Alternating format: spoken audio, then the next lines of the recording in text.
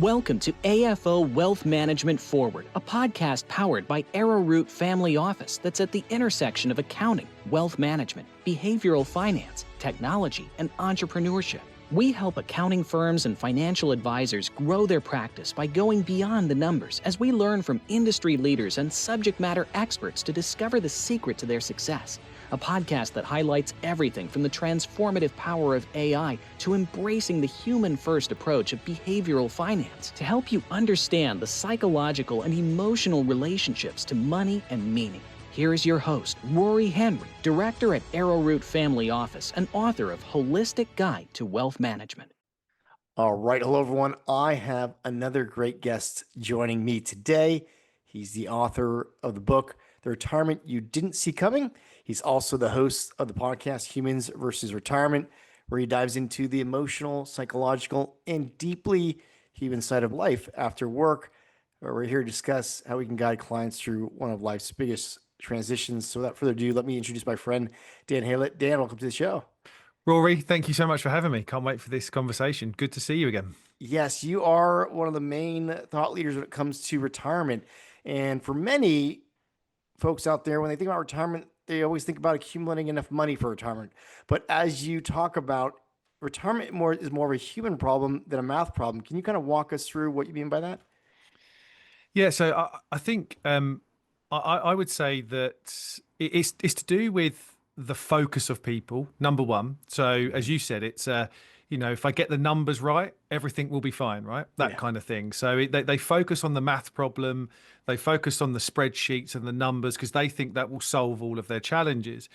And really, my thought around that is that there are two types of problems in this world, Rory. There are complicated problems and complex problems. Mm-hmm. And maths problems are in the complicated realm. Complicated problems are solvable, right? You can kind of go, it's an input, process, output thing, like building IKEA furniture or tax return. Tax return, exactly, right? These things, they have a logical kind of sequence that delivers the output. And that's fine, right? Part of retirement is a complicated maths problem that is solvable. But in my mind, retirement is much more of a complex human problem. Messy, unpredictable. Now, I've got two teenage daughters, right? A 17-year-old and a 14-year-old. They are a complex problem. They are right? I love them to bits, but they're human. There's no real handbook for that, right? We're all exactly, yeah, for sure, right? And I think that's what I mean by this. If retirement is more of an emotional human transition that requires people to really think about who they are, what they're doing, how they're doing it, how they're going to transition from having purpose to not, from having identity to not, how their relationships might shift. So, spreadsheets can tell us a lot of things, but they're not going to tell us what gets us out of bed in the morning. They're not going to tell us, who we are without a business card, etc. So, it's very, very human in its essence.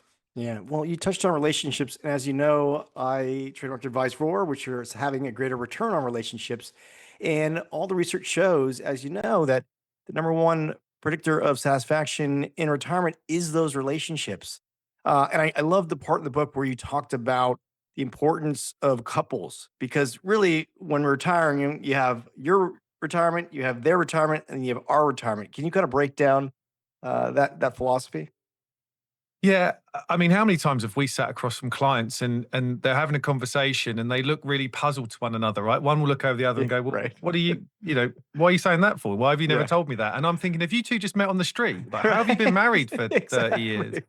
And I think, retirement is such a big relationship event. The dynamic of your relationships, particularly with your spouse, husband, wife, partner, etc., will change because probably ever since you've known them, been married to them or been with them, you haven't spent or will not spend this amount of time together. Yeah. So I heard the saying the other day, I married you for better or worse, but not for breakfast every day, right? That kind of thing, right? Yeah. So, they change massively. And I think one of the real challenges I've seen with people is that there is some sort of expectation that the other person is thinking the same as them. And they're just going to waltz into this thing together and enjoy their time together. And then one of them says, well, I want to buy a camper van and tour around Europe. And the other Yeah. one says, I want to stay at home and look after my grandchildren. And all of a sudden, because they haven't talked about it, the conflict. So I say that really what you want in retirement is almost three plans. You want to respect each other's space, respect each other's desires and aspirations and wants, and respect each other's things that they want to do with their time, and create a yours, theirs, and ours plan. So the way I do it with clients is to draw a Venn diagram. Yeah. And you go, right for me, what you want to do. And then your partner will come up and write what they want to do, that's uniquely both to you. And then the overlapping bit in the middle, find out the stuff you want to do together. And then respect all three of those plans, and think about how you're going to achieve them. And I think if there's one exercise I do that really helps couples throughout this transition and to understand that dynamic, that is exactly it. Yeah, I loved the illusion that you had of clarity comes first, because most people think clarity, thought, then action. But as you lay out, especially in retirement, it's really thought, action, clarity. Can you expand on that concept? Yeah, listen, I think this is a bit of a life lesson as well, isn't it? I think, and particularly for people in retirement, but this thing that we expect to be clear about what we're going to do before we do it.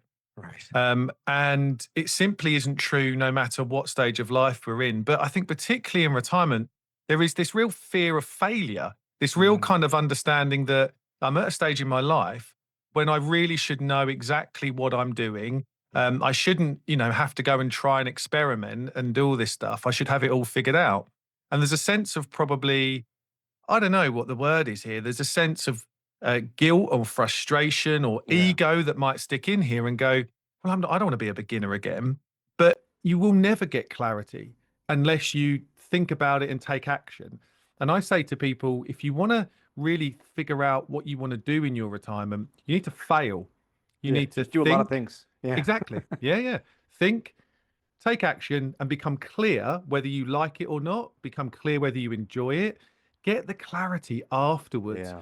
And I think it's such a big thing I see with people that struggle in their retirement. They've got it the wrong way round. Instead of being a beginner again, this beginner mindset, growth mindset, learning mindset, think, take action, then get your clarity afterwards. Yeah. And I know you touched on the fact that we live in a culture of productivity, and we've measured productivity, in our career. But really, we need to take a step back and really do some introspection and find out that there's other things besides just being productive. We can kind of map out our day with other things. Can you kind of talk about this fallacy or whatever about productivity in retirement? Yeah, it's kind of this productivity guilt, I call it, Yeah. right? And it's that, particularly for knowledge workers as well here, where, the sense of always being busy, having a full inbox, having a calendar full up, this, where productivity is equal success, this kind of hustle culture, in at 7, leave at 7, and irrespective of whether you're doing anything or not that's valuable or worthwhile. So, the busier I am, the better my results. And actually, the trouble is, many people may have been rewarded like that through their career. And then you enter into this period of life where you're told to have space and silence, and your inbox isn't pinging off anymore, your diary's not full, and you've got this productivity guilt and productivity trap where you're not productive anymore. And you think, well, actually, that means that I'm not successful, or that I'm failing, or, that my days don't mean anything, because we've not allowed ourselves to actually figure out what we want to do properly with our time without this, I don't know, this real kind of trap of productivity. So for me, this is actually saying to people, if you're 3 to 5 years away from thinking you're going to pull back from work, whether you retire fully or not, but you're going to start to pull back, understand that productivity isn't your measure anymore. It's not your measure. If you're not measured by productivity, and actually if you're not measured at all by anything, you've got to get used to that. that feeling. Yeah.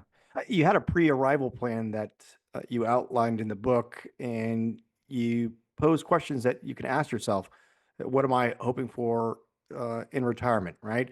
What would a fulfilling week look like for me now? What am I, waiting for that I could start shaping today? Because, much of our identity is tied to our occupation and our work, and we want to, we're used to being productive, and that's part of the issue around that transition to retirement, because our identity is tied to who we are as an occupation. Let's have you touch on that, because I know it's a big part of the book, identity, and really shedding the skin of who we are, so we can become someone new in retirement. Yeah, I think this is one of the toughest things, right? I mean, again, if we've had a long and successful career, maybe one or two companies, our identity is so interwound into our job title. Yeah. And actually to kind of feel like we're going to give that up can be a really psychologically wrenching thing that we do.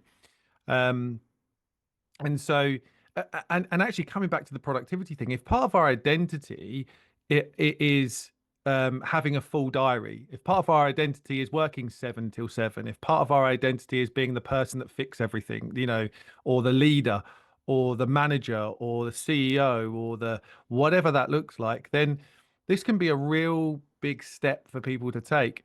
And Rory, one of the things I really that fills me with actually quite a big bit of sadness here is when I start working with people and they may have already retired. Yeah. And I talk to them about their identity a little bit, and they would answer the question with kind of who are you, or that with I used to be a. They talk in past tense, right? Yeah. So and you can never move on to build a fulfilling future if you're living To let go. in the past.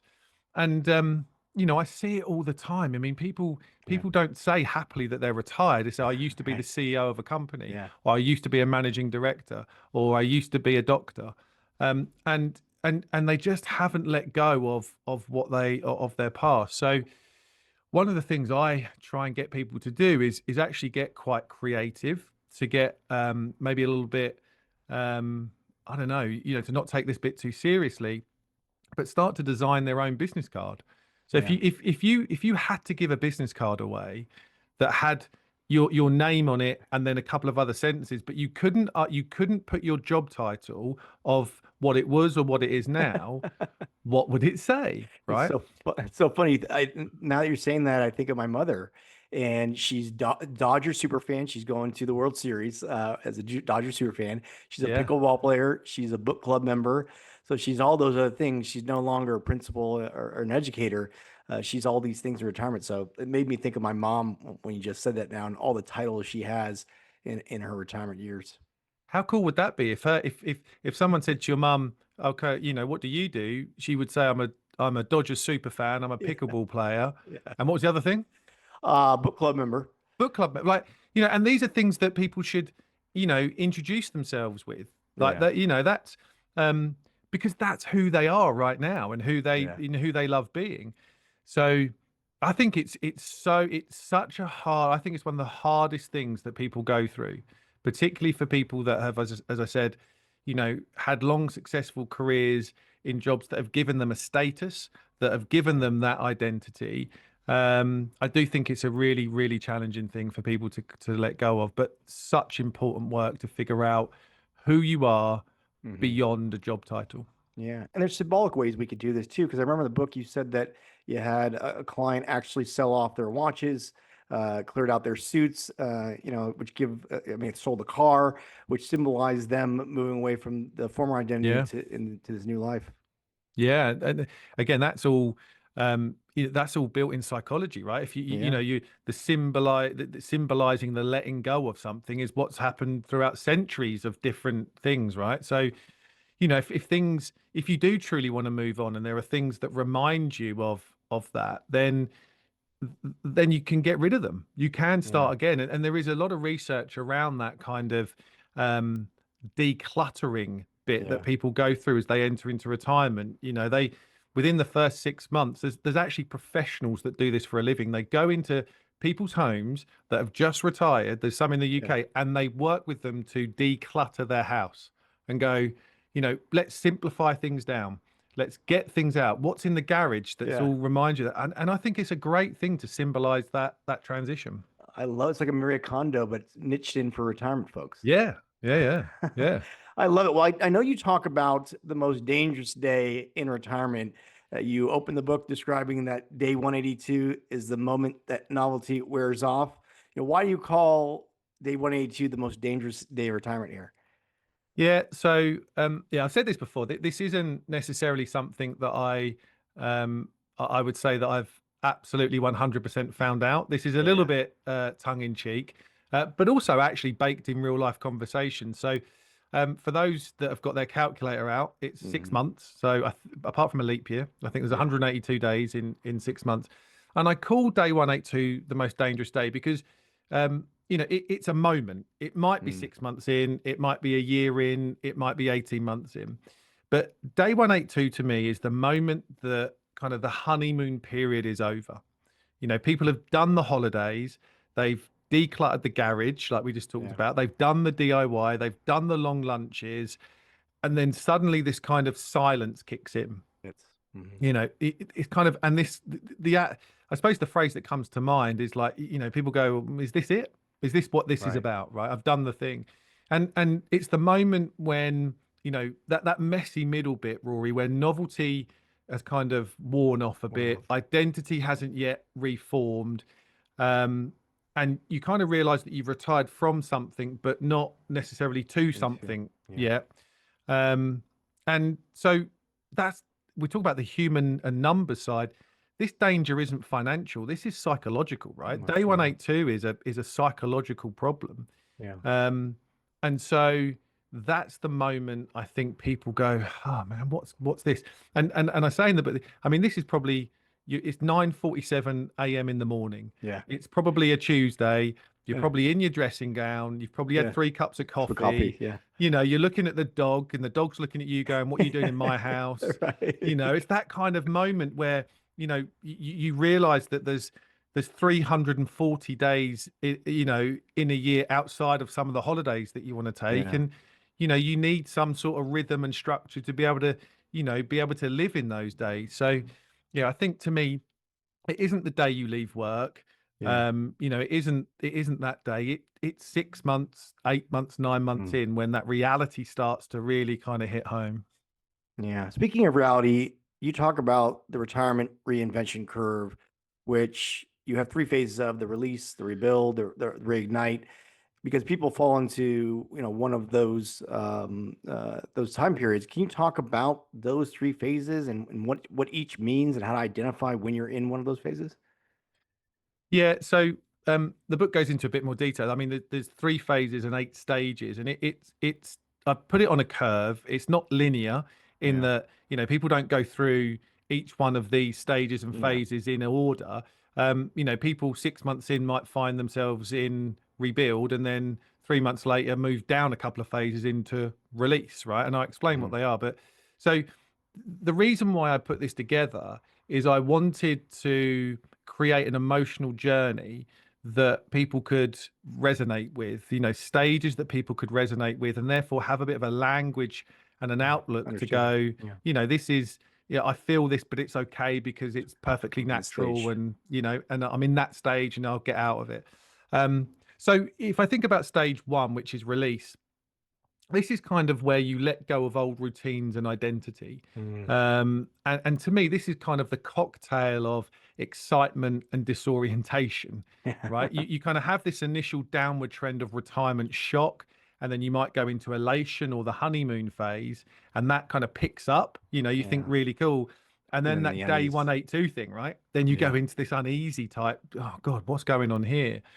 And then the messy middle hits, and this is when you get into rebuild. But the thing about rebuilding is, in order to rebuild, you probably need to go a little bit lower, if you know what I mean, in your emotions. So this is that experimenting, recalibrating type phase where you might feel frustrated, you might get into a period of doubt whether you've done the right thing here. But you do come out the other side where you start to recalibrate and think, well, actually, I've got a new plan. I know Yeah. what I want to do with my time. And as you move out of that, you go into reignite. Reignite. Um, Go ahead. no. And I was gonna say that's where things click, right? I Yeah. think to me, that's where you stop talking about retirement and you start saying, this is my new life, right? You get Yeah. a new rhythm and a new purpose and you start flourishing. You're not retired anymore. You're just living. Right. And I think, you know, most people think that retirement is a cliff edge, like one day at work, the next day you're So you're done. done. But in truth, it's just this map of, and weave of emotions that you go through. Yeah. Well, let's talk about the different emotions here, or actually, let's talk about the thriving pillars of retirement. Because I know you talk about the 5 pillars of purpose, identity, relationships, structure, and then well-being. So let's kind of hit on those points here and give folks an idea about why those pillars are leading to a successful retirement.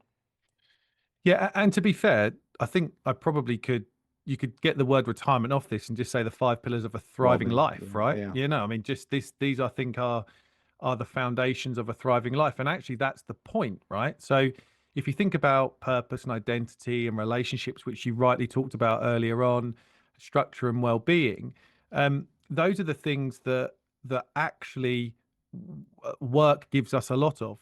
Mm-hmm. So if we step away from work and we haven't thought about in this new phase of life, what is our purpose? Who are we? What's going to give us the reasons to pull back the duvet? These changing dynamics of our relationships, not with our spouse, but with our work colleagues, our friends, our children, our grandchildren. If we don't have structure to our days and we don't look after the engine, Mm-hmm. that kind of takes us through this, our mental and physical health, then we're going to lose a lot, and it's going to be quite challenging. So I think that's why I think they are the 5 pillars to a thriving retirement, because you have to understand that there's going to be huge amounts of change across those 5 pillars, Yeah. and change that will happen to you no matter whether you plan for it or not. And if you don't plan for it and you don't understand it, and you don't try and work with it and work through it, then it could crumble. Mm-hmm. And it only takes 1 or 2 pillars to kind of start challenging people's happiness and joy at this phase of life. So yeah, I talk about what you need to do is make sure that you've got a reason to pull back the duvet, and Mm-hmm. this doesn't have to be what Jordan Grummett in his book The Purpose Code talks about. He doesn't have to be big P purpose. You don't have to go and set up a foundation to save Yeah. the sea turtles, right? Although if you want to, Right. that's wonderful. I mean, it's great. But this is about, small P purpose. This is about what gives you the reason to pull back the duvet in the morning. And it can be simple, structural, foundational things that give you the purpose every day. This who are you without a job title scenario that we talked Mm-hmm. about before. So, what is that identity? We talked about relationships and how crucial relationships are to a Mm-hmm. long, happy life. Um, and so, making sure that we deal with those. And I talk a lot. These 5 pillars, we need to work on these before we retire, right? Yeah. Again, this kind of clarity comes before. That's part of that. This thought, Yeah. action, clarity. We need to, when we start planning our retirement, we need to plan for things we're taking with us into retirement and things Mm-hmm. that we're taking to retirement. Don't always plan what we're going from. Um, Yeah. and I think that's why it's really important to think about those 5 pillars that we have. Because, I mean, retirement will shine a light on these. It Yeah. will It just shine a, magnifies, right, the life yeah, that we were living. If we didn't do the planning beforehand, it just magnifies, the issues, we were having, or magnifies the flourishing life that we did have. yeah, yeah. And I think that's, yeah, and I think that's the challenges I see with people when they don't fully realize the how the gravity of the loss that you Mm-hmm. might have across those 5 pillars, or the gravity of the change Yeah. that those 5 pillars might have. Doesn't mean you need to figure it all out day one Yeah. at all. You just need to understand that these are things you're going to have to work on. Yeah. Now, is there a way to ease into this? Because obviously the change in identity for many who had, identified with their occupation. There's going from working all these hours, now living with a partner, full time. Is there a way to ease into this here, do some pre-planning, like we said before, that makes it easier for folks during this transition, so that it's not such a cliff to fall off of? Yeah, I think that there weren't many blessings that come out of COVID, right? If Yeah. any, but I think one of them I've seen with people I'm working with now is that they had a bit of a trial run with this. So, they did spend some time together. They, Right. they had to figure some stuff out, and it wasn't obviously, nowhere near what a normal retirement would look like, but it showed people that they didn't have to have the level of work that they once had, etc. So just with that in mind, I think it's really important as you lead up, as again 3 to 5 years as my time frame, that you'd want to build into this. If work allows you, take some sabbaticals, take a little bit Yeah. longer off.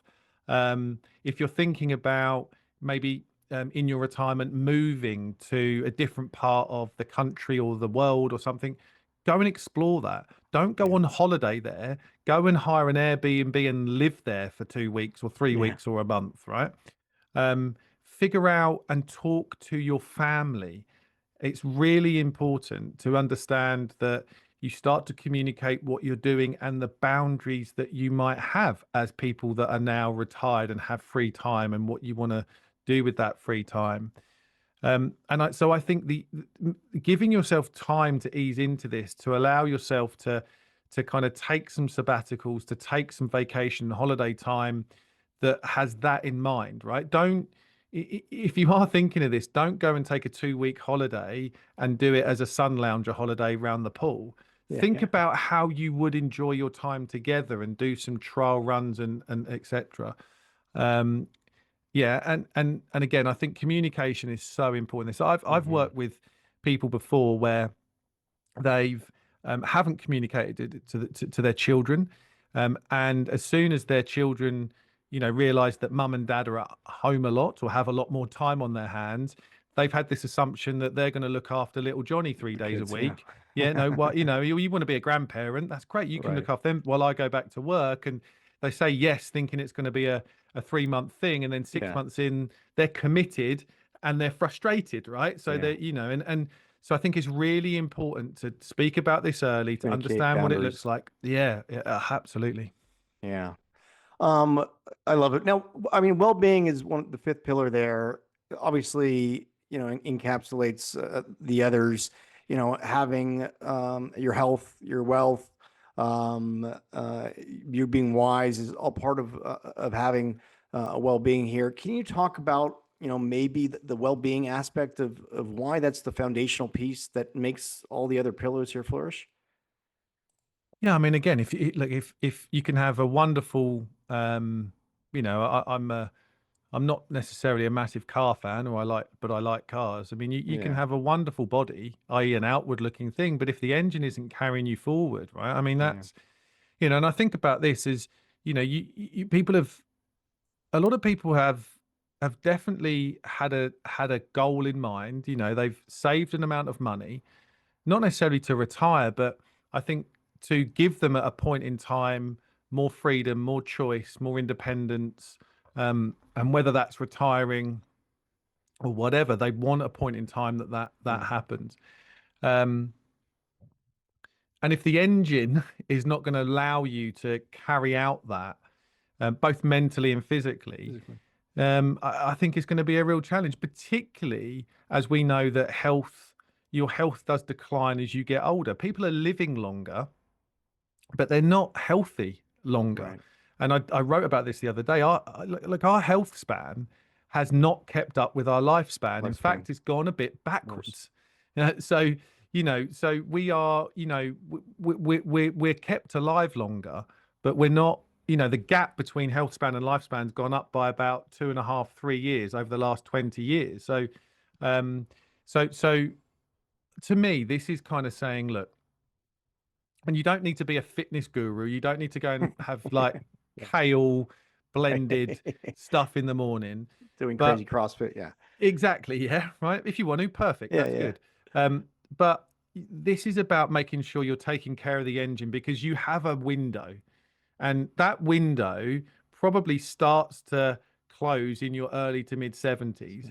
And in your early to mid 80s, the window might even be shut. It doesn't mean that you can't peek outside, but you're definitely not going to have the opportunity to take advantage of that open window that you had maybe 10, 15 years ago. And so I think it's vitally important to make sure you take care of your body. But actually, Rory, I think one of the most important things is your mind, because Right. we've talked about this psychological transition, and there's some really horrific stats coming out, I think, now around, how much more likely people in retirement are to be clinically diagnosed with depression than if they were working, how loneliness is, there's a loneliness epidemic, right? And I think, what they're saying, actually, loneliness has the same reaction in our body and our mind. Smoking, is it like 15, 20 cigarettes a day, right? I mean, it's, so um that's why I think mentally it's so important to make sure that you surround yourself with good people. That's the You relationships. keep yourself mentally sharp, and all of that stuff. Because if you haven't done that, then you are simply not going to enjoy those, those go exploring years that allow you to kind of go and do everything you want to do with the money and time that you've now got available. Yeah. Speaking of time, I know you say that time is more important than money, but you said in the book something like, having time and knowing how to use it are two totally different things. And we're just not good at really understanding time and how to use it. Can you expand on that for me, Dan? Yeah, I mean, just I suppose my own views here. I think human beings in general are really rubbish at using time wisely. I think we Yeah. don't. I think we undervalue it. I don't think we appreciate it as much as what we should. I definitely don't, and I try and work on it every day. But I slip back into old habits. And I think when it comes to these retirement years and the second half of life, time is now ours, right? That's kind of ours, and more so than ever. And so, having time and using time are two very different things. And in fact, time on a watch and time as in a kind of a period of where you are two very different things. Yeah. So this is about understanding time in a way that is actually baked in reality, because as we get older, time becomes more important. Time is asymmetric from that point of view, right? It's kind of a year in our 30s is very, very different to a year in our 50s. And a year in our 60s is very, very different to a year in our 50s. And Dan Gilbert talked about this in The End of History Illusion. Yeah. Absolutely, right? And so, I talk about that one a lot. End of History Illusion is brilliant. Yeah, right. And and the research suggests that every year past 60, the compounding effect of time gets even more worse, right? If that makes sense. So, so it's really important. Real quickly, dive on that for the audience. Yeah. So this is kind of saying, that if 61, 62, the decline of your ability to use your time wisely compounds quicker than it's ever done post 60. Because if you think about, I think about when I was 20, if I think about when I was 30, right? And then I think about when I was 20, there isn't that much difference between Dan the 30-year-old and Dan the 20-year-old, right? But for people listening, if you think about you as a 50-year-old and you as a 60-year-old, there's much bigger difference. If you think you as a 70-year-old and you as a 60-year-old, an even wider difference. So health and not even just like your desires and your aspirations and things, like they just decline a bit quicker as we get older.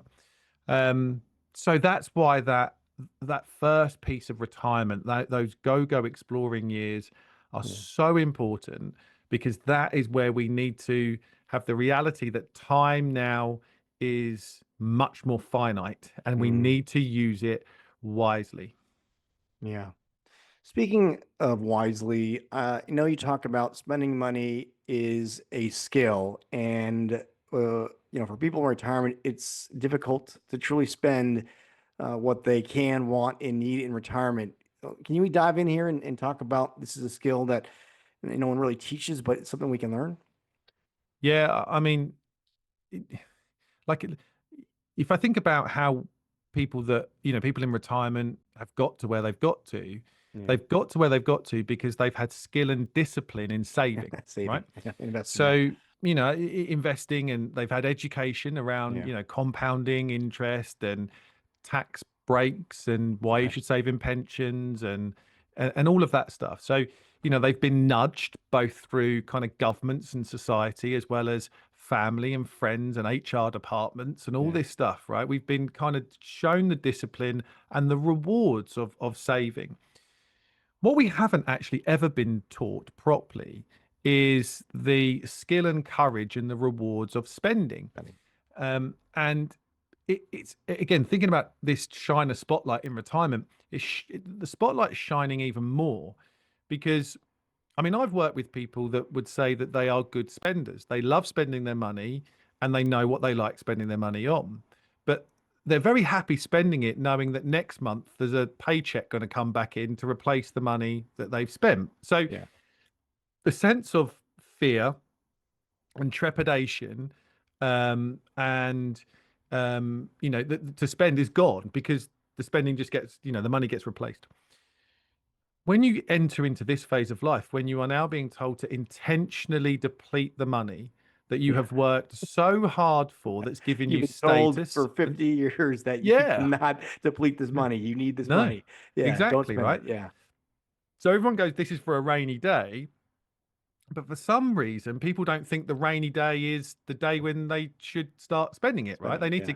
So, and you think about all the psychological hurdles that gives you. I mean, I call spending money and spending time the psychological battleground in retirement. And it's the psychological battleground because, again, if you think about the good old Venn diagram of those two things, in the middle, you've got doubt and fear and courage and permission and all of these psychological challenges that you'll go through about how you spend your money and your time.